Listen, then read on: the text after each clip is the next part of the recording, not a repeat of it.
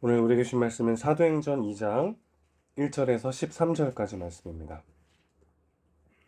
사도행전 2장 1절부터 13절까지 말씀 한 절씩 교독하시고 마지막 절 함께 읽겠습니다. 오순절 날에 이미 이름에 그들이 다 같이 한 곳에 모였더니 호령이 하늘로부터 급하고 강한 바람 같은 소리가 있어 그들이 앉은 온 집에 가득하며 마치 불의 혀처럼 갈라지는 것들이 그들에게 보여 각 사람 위에 하나씩 임하여 있더니 그들이 다 성령의 충만함을 받고 성령이 말하게 하심을 따라 다른 언어들로 말하기를 시작하니라. 그때 경건한 유대인들이 천하 각국으로부터 와서 예루살렘에 머물러 있더니 이 소리가 나매 큰 무리가 모여 각각 자기의 방언으로 제자들이 말하는 것을 듣고 소동하여 다 놀라 신기하게 여겨 이르되 보라 이 말하는 사람들이 다 갈릴리 사람이 아니냐. 우리 각 사람이 난 곳 방언으로 듣게 되는 것이 어찌 됨이냐. 우리는 바데인과 메데인과 엘람인과 또 메소보다미아, 유대와 갑바도기아, 본도와 아시아, 부르게와 밤빌리아, 애굽과 및 구레네에 가까운 이비아 여러 지방에 사는 사람들과 로마로부터 온 나그네 곧 유대인과 유대교에 들어온 사람들과 그레데인과 아라비아인들이라 우리가 다 우리의 각 언어로 하나님의 큰 일을 말함을 듣는도다 하고 다 놀라 당황하여 서로 이르되 이 어찌 된 일이냐 하며 함께 있습니다. 또 어떤 이들은 조롱하여 이르되 그들이 세술에 취하였다 하더라. 아멘. 자기 자신과 직면하는 일은 누구에게나 쉽지 않은 일이죠. 누구도 완벽한 사람은 없기 때문에 전에는 발견하지 못했던 나 자신의 못난 점과 마주할 수밖에 없고 그렇게 나의 부족함과 연약함을 발견하는 것은 누구에게나 유쾌하지 않은 일입니다. 톨스토이의 소설 안나 까레리나의 한 구절에 이런 구절이 있습니다. 직무에서는 그처럼 총명하고 빈틈없는 그도 아내에 대한 그러한 태도가 얼마나 어리석은지는 전혀 깨닫지 못했다. 그가 이 사실을 깨닫지 못한 것은 자신의 현재 처지를 깨닫는 것이 그에게 너무나 두려운 일이기 때문이었다. 그리하여 그는 마음속에서 가족, 즉 아내와 아들에 대한 자신의 감정에 든 상자를 닫고 자물쇠를 채운 뒤 봉인을 해버렸다. 직장에서는 굉장히 탁월하고 유능한 사람이 아내와의 관계 속에서 직면하지 못하고 숨고 자기를 감추는 일이 얼마든지 벌어질 수 있다는 일이죠. 자기 자신과 직면하는 것, 좀 더 정확히 말하자면 자신의 연약함과 부족함과 직면하는 것이 누구에게나 괴로운 일이기 때문에 대부분의 사람들은 도망을 칩니다. 아담과 하와가 선악과를 먹고 처음으로 자신들의 벌거벗음과 직면했을 때 나뭇잎으로 몸을 가리고 또 하나님으로부터 피하여 숨었듯이 우리는 우리의 연약함을 이내 부인하고 도망쳐 버리곤 하는 것이죠. 사실 이 도망에 있어서 예수님의 제자들보다 탁월했던 사람들은 없었습니다. 그들은 예수님이 로마 군병들에게 잡히시자마자 도망쳐 버렸고요. 또 부활하신 예수님을 만나고도 담대히 예수님께 돌아오지 못했죠. 도망은 제자들의 주특기였습니다. 그랬던 그들이 이제 더 이상 도망치지 않고 있는 것을 우리는 보게 되는 거죠. 제자들은 이제 더 이상 도망치지 않습니다. 성령께서는 나 자신과 직면할 용기를 주십니다. 도망가지 않고 가리지 않고 있는 모습 그대로 하나님 앞으로 나아갈 수 있는 용기를 우리에게 주는 것이죠. 세상 사람들은 자신의 연약함을 가리고 숨기고 그렇지 않은 척 애쓸 때가 참 많이 있어요. 그러나 성령의 사람은 숨지 않고 기다릴 수 있습니다. 그리고 하나님의 일하심을 경험할 때까지 끝까지 기도하는 것이죠. 제자들이 기도할 때 성령께서 강력하게 그들 가운데 임하셨습니다. 성령이 임하시자 기도하던 제자들이 각 지역의 방언으로 말하는 기적이 일어났어요. 그러나 방언을 말하는 기적 자체에 초점이 있는 것이 아니라 오늘 이 본문의 이 사건은 창세기 11장에서 일어났던 비극의 회복이라고 할 수 있겠습니다.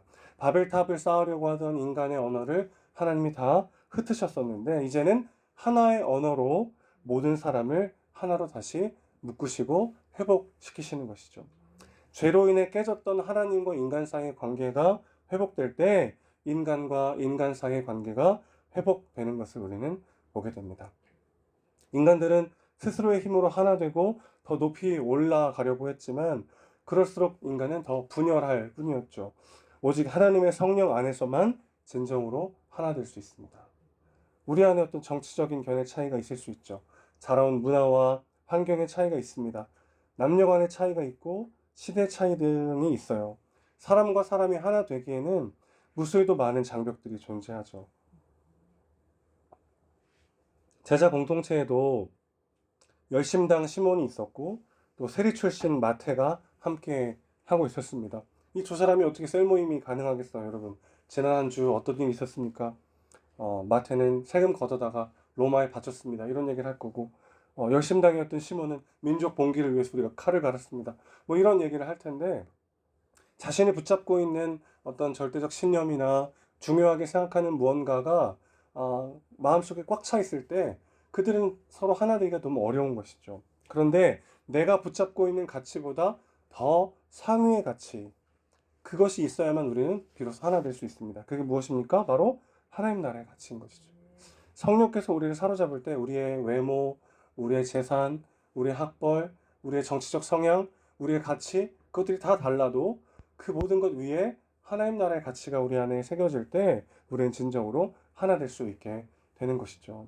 그래서 우리는 오직 성령 안에서만 진정으로 하나 될 수 있는 줄 믿습니다. 있는 모습 그대로 용납받고 사랑받는 자가 더 이상 도망치지 않고 자신의 삶을 살아내고 또 성령 안에서 하나됨을 추구하는 모습이 바로 성령 충만한 사람들의 모습이었던 것이죠. 그들이 막 외국 방언을 하고 온갖 능력을 행하는 것이 본질이 아니라 오늘 본문의 이 사건의 진짜 본질은 그들이 더 이상 도망치지 않고 그들이 진정으로 하나 되었다는 것입니다. 이 귀한 성령의 역사가 우리는 참교회 가운데 충만히 역사하시기를 주님의 이름으로 축원합니다. 그럴 때 우리는 전혀 다른 동력으로 움직이게 되는 거죠. 세상은 돈이 사람들을 움직이는 곳입니다. 권력이, 이익이 그 어떤 것보다 강력한 동력이자 동기가 되죠. 그런데 성령 받은 사람들은 전혀 다른 가치, 전혀 다른 삶의 동기, 전혀 다른 삶의 동력을 경험하게 되는 것이죠. 오늘 특별히 성령께서 오순절에 임하셨다는 것을 우리는 주목해 봐야 합니다. 레위기 25장 8절에서 10절 말씀에 이런 말씀이 있어요. 너는 7 안식년을 계수할지니 이는 7년이 7번인즉 안식년 7번 동안 곧 49년이라. 7째 달 열흘날은 속죄일이니 너는 뿔납할 소리를 내되 전국에서 뿔납할을 크게 불지며 너희는 50년째 해를 거룩하게 하여 그 땅에 있는 모든 주민을 위하여 자유를 공포하라. 이 해는 너에게 희년이니 너희는 각각 자기의 소유지로 돌아가며 각각 자기의 가족에게로 돌아갈지며. 자, 오순절이라고 하는데 순이 10이잖아요. 그러니까 오순이면 50년입니다. 이스라엘 백성은 7년 주기로 해가 구분이 되는데 7년 주기로 매 7년은 안식년이죠. 근데 77에 49, 49년째 안식년 다음은 50년째는 희년으로 지켰어요.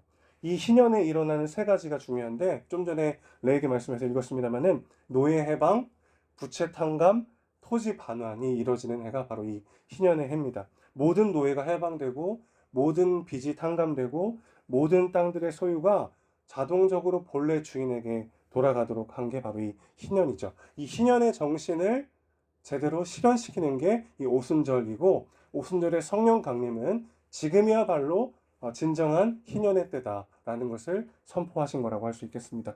누가복음 4장 18절 19절에서 예수님 이렇게 말씀하셨어요. 주의 성령이 내게 임하였으니 이는 가난한 자에게 복음을 전하게 하시려고 내게 기름을 부으시고 나를 보내사 포로된 자에게 자유를 눈먼 자에게 다시 보게 함을 전파하며 눌린 자를 자유롭게 하고 주의 은혜의 해를 전파하게 하려 하심이라 하였더라.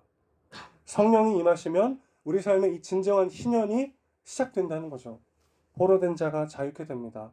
끊임없이 나를 억제고 나를 눌렀던 그 모든 것에서 내 존재감과 삶의 의미를 찾지 않기 때문에 그것으로부터 진짜 자유하게 되는 거죠. 눈먼 자가 보게 됩니다. 정말 영원을 바라보지 못하고 하나님이 내게 주시고자 하는 영혼의 가치를 누리지 못했던 내가 진짜 내가 붙잡아야 될 영혼의 가치, 하나님께서 내게 주시고자 하는 그 영혼의 영광에 눈을 뜨게 되는 거죠. 그러면 이 땅에서의 사람들이 추구하는 똑같은 욕심과 똑같은 삶의 방향으로 나아가지 않고 진짜 눈뜬 자로서 살게 되는 거죠. 가난한 자에게 복음이 전파됩니다. 바로 이 가치가 우리 삶의 가치가 되어야 하는 것이죠.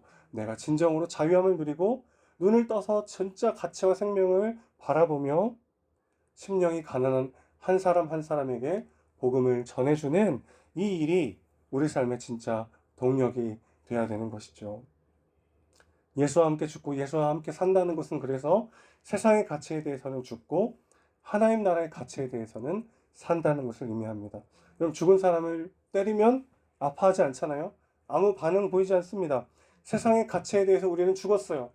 그것에 대해서 누군가가 훅 찌르고 우리를 두렵게 하고 불안하게 한다고 해서 그것이 우리의 존재감을 뒤흔들 수 없습니다.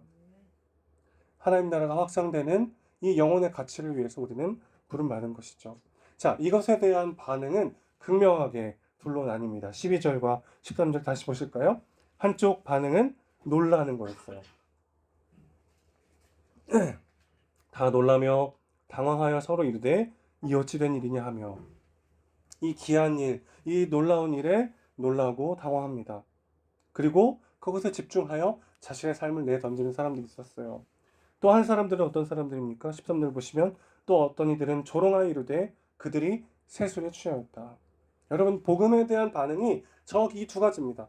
한쪽은요, 너무나도 놀라워요. 내 삶 전체가 뒤집어지는 경험을 합니다. 그래서 이제 하나님 나라의 그 가치대로 살아가지 않으면 안 되는 그 역동이 내 안에 일어나는 거죠. 반대로 또 한 사람들은 어떻습니까? 그 가치에 대해서 조롱합니다.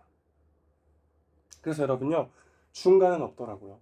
예수를 만날 사람들은 둘 중 하나였어요. 예수를 죽이거나 예수를 위해 죽거나. 그러니까 여러분, 신중하셔야 됩니다. 예수님 만날 때 우리 둘 중 하나를 선택할 수밖에 없어요.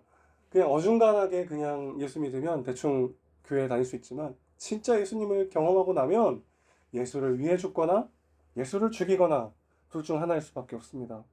내 안에 세상적 욕심들, 세상적 가치들, 옛사람이 죽던가 아니면 내 안에 예수의 가치, 하나님의 말씀이 죽어 그것들을 외면하고 지우던가, 우리는 그 둘 중 하나의 선택을 하게 되는 것이죠.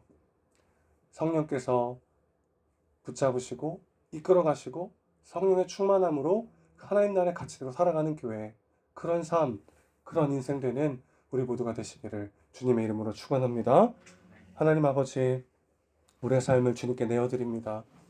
헛되고 헛된 세상 사람들이 추구하는 똑같은 것들을 바라보고 추구하며 두려워하고 불안해하고 낙심하며 넘어지는 것이 아니라 우리를 있는 모습 그대로 용납하시고 사랑하시며 하나 되게 하시고 우리를 통해 이 땅 가운데 진정한 희년을 열어가기를 원하시는 하나님의 영광스럽고 놀라운 부르심 앞에 순종하며 하나님 나라의 가치를 붙잡고 담대히 오늘도 주어진 삶의 자리를 살아내는 우리 모두가 될 수 있도록 주여 붙잡아 주시옵소서.